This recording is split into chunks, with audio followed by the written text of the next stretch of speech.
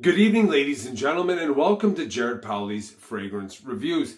Tonight, we are going to examine an absolute masterpiece from the house of Cleef And Arpels. This fragrance is known as Tsar, and this came out in 1989. I call this the green machine because this is the finest green fragrance I have ever put my nose on. It is classified as a woody aromatic, and this is an EDT eau de toilette concentration. In my opinion, this is one of the greatest fragrances ever produced in male perfumery. And for me personally, it's in my top 405. 405, this is an eternal masterpiece without a doubt. This is an actual vintage bottle. It's the original formulation. I have two other bottles which are different variations on the original formulation. Sadly, this scent is discontinued and it sells for hundreds and hundreds of dollars where I am in Canada. A 50 ml bottle is about $700 or $800. As a whole, the house of Cleef And Arpels produces some fantastic fragrances, but none recently. In the past, they have produced several other masterpieces, so I think they're a worthy house of exploring in detail because they do have some scents that are very, very worthwhile. In particular, Cleef And Arpels, I believe Pour Homme from 1978 was another excellent fragrance, but the more recent formulations have been watered down. So here's the bottle.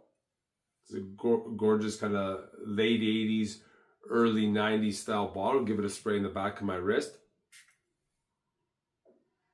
So initially, there's just very heavy pine and greenness, but there's a touch of sweetness indeed.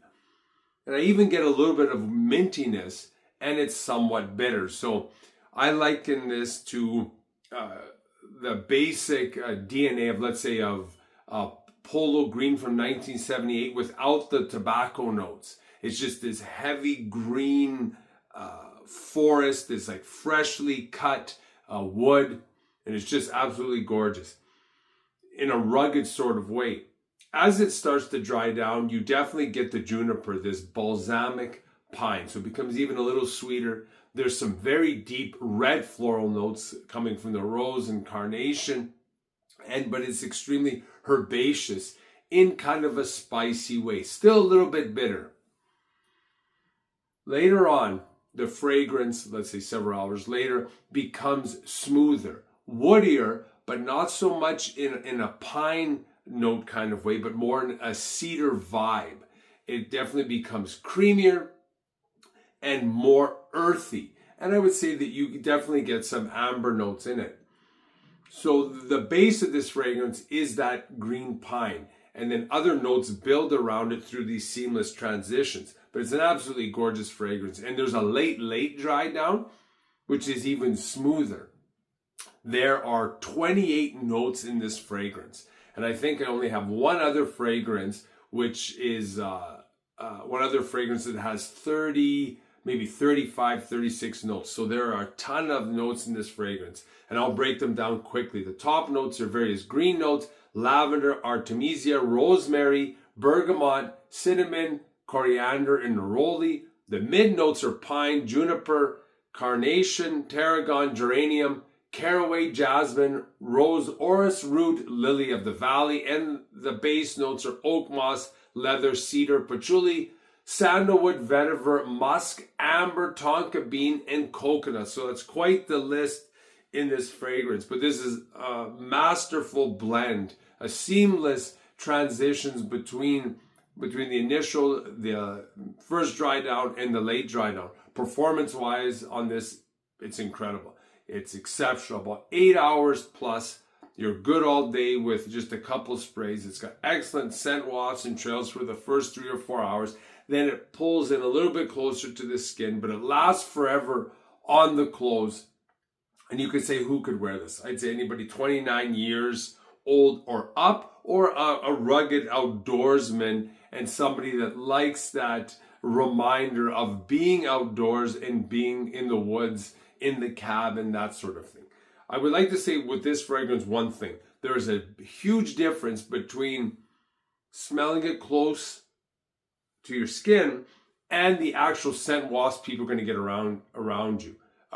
The people around you are going to get a much smoother scent trail than what you're going to get smelling directly off your skin, which is going to be more powerful, more bitter, and more piney. And both are beautiful. But just so you know, what you smell directly on your skin is not going to be the same as what people smell around you. Final thoughts on this. This is, I think, a stunning green fragrance. In my opinion, maybe the best green fragrance I have ever smelled. It's rugged, it's sexy, it's got the individualistic vibe to it for a male that likes to be in the outdoors. I do think this can be a signature scent if it's worn properly and not oversprayed. But I think just 1 or 2 sprays, start with that. If you can find a bottle like this, it's going to be very difficult to find a vintage bottle. I don't think with the other formulations there is too much of a difference, maybe in the potency, but not necessarily in the smell. And I have heard that in maybe 2022, 2023, there was a re-release of this fragrance in France, I believe. And I don't know if this ever made its way to North America or other countries, or even if that is available anymore. But overall, this is one of the greats, one of the giants in the history of men's fragrances. And if you can find one for a decent price, which is going to be very, very difficult because this is an extremely coveted fragrance, you may want to put your hands on it if you can afford it. But always be aware of the rising counterfeits and frauds that are out there, because they're becoming more and more prevalent as time goes on. So if you like this fragrance, if you like this video, please hit the like button, the subscribe button, notification button. Any comments, questions, experiences you have with this fragrance, I would love to hear from you. Thanks for watching. Bye for now.